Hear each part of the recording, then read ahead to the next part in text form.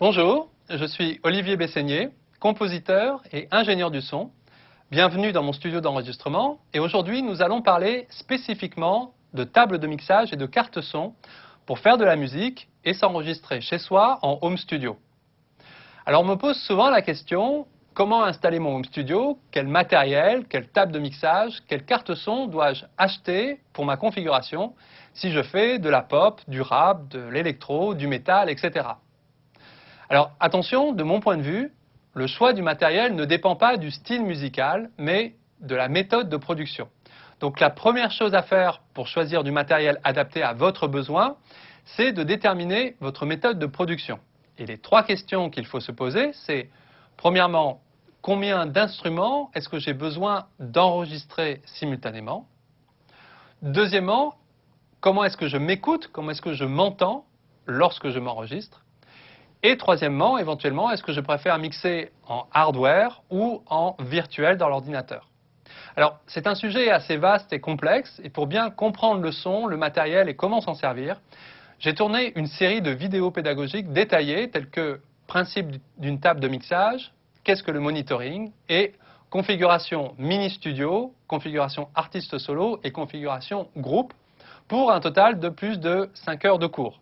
Mais je vais essayer de vous faire une synthèse en quelques minutes et peut-être vous aider à bien démarrer ou réorganiser votre home studio dès aujourd'hui. Tout d'abord, est-ce que j'ai vraiment besoin d'une table de mixage pour mon home studio? Et ensuite, quel type de carte son utiliser pour m'enregistrer? Donc avant de vous ruer dans un magasin de musique, je vous recommande vivement de lire mon focus sur les configurations home studio et de déterminer quelle est la configuration qui est la mieux adaptée à vos besoins. Alors, on commence par la configuration mini studio. Dans ce cas-là, il s'agit d'avoir simplement un ordinateur, une carte son, un système d'écoute, donc un casque ou une paire d'enceintes, et éventuellement un micro. Alors, à quel cas est-ce que ça correspond? Eh bien, si effectivement vous avez besoin d'enregistrer uniquement des voix et pas particulièrement plusieurs instruments simultanément, donc au maximum un micro et une guitare, un instrument en même temps, donc par exemple micro-chant et guitare, ça colle. En particulier, si vous faites des musiques type hip-hop, rap, électro et choses comme ça, on utilise surtout les machines plutôt que des instruments acoustiques. C'est une configuration idéale, en tout cas pour débuter. Et donc, dans ce cas-là, pas besoin de table de mixage, puisqu'en fait, une table de mixage, ça sert essentiellement à brancher plusieurs instruments simultanément. Si on utilise juste, enfin, si on fait surtout de la musique avec un ordinateur, eh bien finalement, de mon point de vue, il n'y en a pas besoin. Et le seul débat, ça va être une question de est-ce que j'ai de la reverb au moment où pour m'écouter au moment où je m'enregistre ou pas. Donc voilà ce que ça donne au niveau du câblage. On a une carte son de façon centrale qui peut être en USB ou en Firewire branchée à l'ordinateur, un clavier pour pouvoir programmer ses batteries, ses synthés virtuels, etc.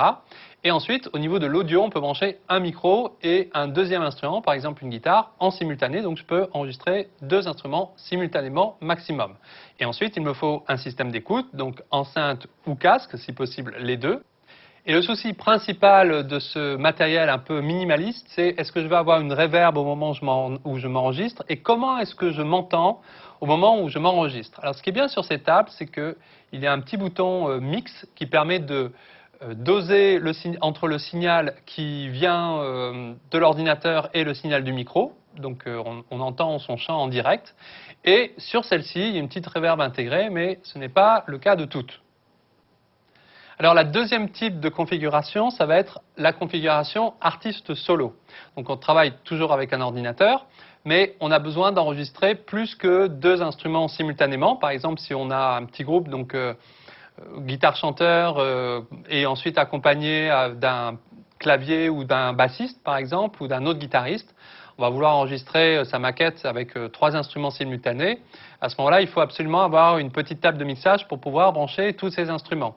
Et même si on est tout seul, qu'on est multi-instrumentiste, c'est bien de brancher tous ces instruments déjà préparés dans une table de mixage et ensuite de sélectionner finalement quel instrument on va jouer. Donc peut-être on va d'abord jouer au piano, enregistrer le piano, ensuite on va enregistrer son chant, peut-être les deux en même temps, ensuite on va faire une première piste de guitare, ensuite une deuxième piste de guitare, il y a un ami qui va venir jouer la basse, etc., etc. Donc on va empiler des pistes, et donc la table de mixage va être quand même assez utile pour l'organisation de ces enregistrements. Et puis surtout, on va pouvoir bénéficier d'une reverb. Et donc, je vous recommande vivement de partir sur ce type de configuration. Donc voilà un exemple de câblage avec une table de mixage, un micro, une guitare sèche et puis un clavier. Et on va avoir besoin d'une petite reverb, donc soit intégrée à la table de mixage, soit en externe, pour pouvoir entendre de la reverb lorsqu'on chante.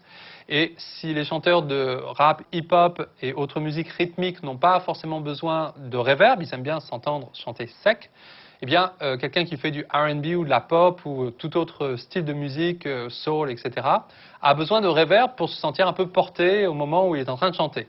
Donc, c'est une notion importante. Comment est-ce que je m'entends avec de la reverb? Et donc, comment est-ce que je m'entends au moment où je m'enregistre? Et comment, une fois que mes éléments, enfin mes instruments sont dans ma table de mixage, comment après je branche une carte son pour connecter à mon ordinateur?